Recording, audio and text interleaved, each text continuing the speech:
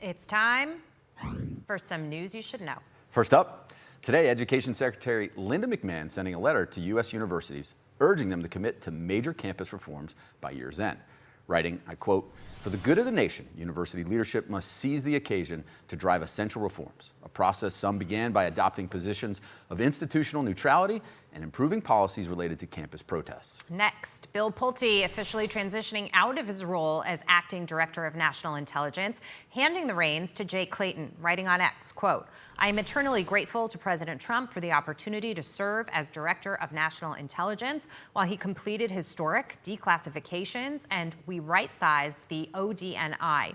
I have no doubt that Jay will do a tremendous job. I've offered Jay my complete and total support as he transitions to take over this incredible agency." And finally, after vowing to block Todd Blanche's nomination for Attorney General, Republican Senators John Cornyn and Thom Tillis are now backing it. The Senate Judiciary Committee is now poised to vote tomorrow morning at 9 a.m. to advance Blanche's nomination. The move comes after the Justice Department agreed to end the controversial anti-weaponization fund. Also happening in the Senate, the chamber right now holding a procedural vote on its version of a continuing resolution to fund the government through December. It needs 60 votes to advance. If it does, a final passage is expected later this week.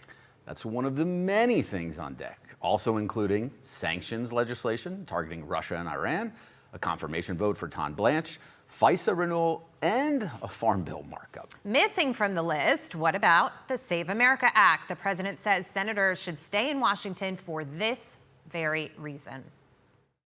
I think there's nothing more important than the Save America Act. I think they should stay. They do what they want, but I think they should stay. Republican senators are pledging to stay. One of them is Senate Budget Committee member and Kansas Senator Roger Marshall. He joins us now. Welcome, Senator. Well, I read the list off coming in here. It feels like the tyranny of the urgent. We're always up against the clock with 1,000,001 things to get done. What's reasonable, and do we really have to make sure or consider forgetting about the recess and sticking around to get the job done?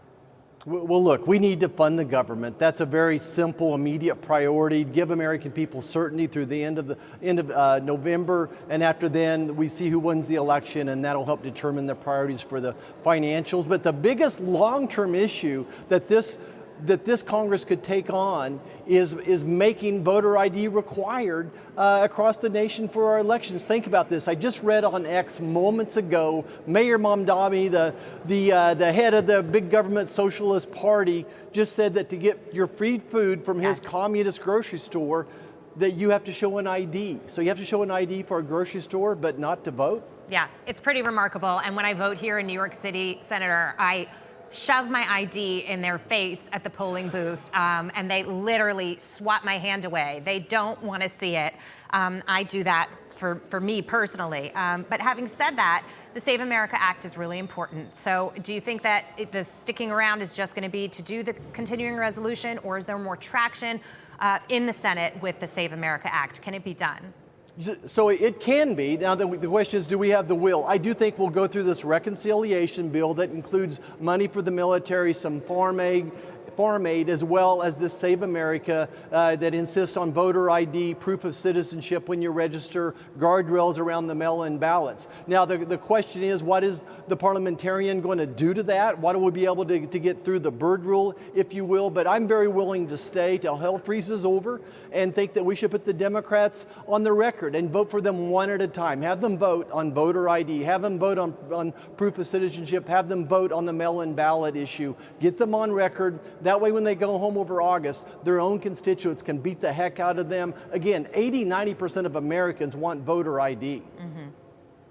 Yeah, I mean, do you think getting them on the record will officially be enough when we come back and revisit these issues to get done what you've pointed out? I mean, the data is overwhelming. Americans are in favor of voter ID laws. Everything we do in life requires an ID. I don't think anyone has a problem showing it.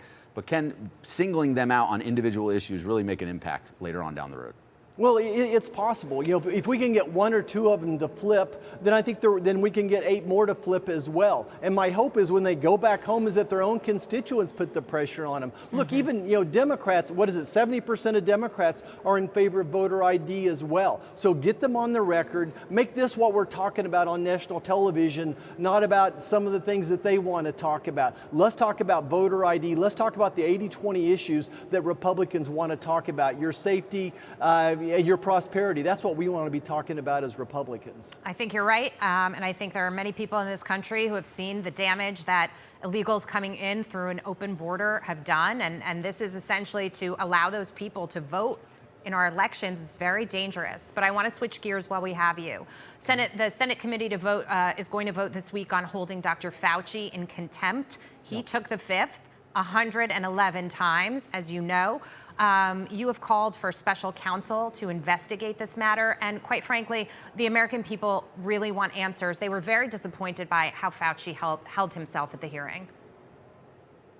Yeah, I mean, for the sake of the 1 million people that died, the 20 million people with long COVID, the millions of Americans who had a loved one pass away by themselves, the kids who missed their senior year of high school, we need closure on that. And just this hearing was just the tip of the iceberg, and that's why we need a special counsel to go out and investigate his 111 lies that he told American public as well, and go back and review the auto pen pardon as well. Is that something legitimate? What does the Supreme Court think about that?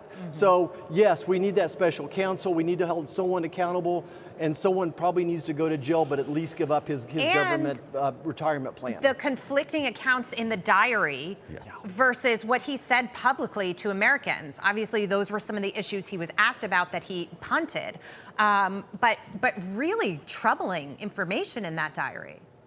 Right, and again, we just talked about the tip of the iceberg. What he told the American public was something different than he wrote in his diary, whether it was about the origins of the virus or if the vaccine would stop the spread as well. So what he told his diary different than what he told the American public. He deceived the American public. He lied to President Trump. He certainly, to call it, whether he lied to Congress or he just slowed down the progress of Congress, I think that's up to a jury to decide. This is one more reason we need an attorney general, a full-time attorney general back in place so he can appoint this special counsel.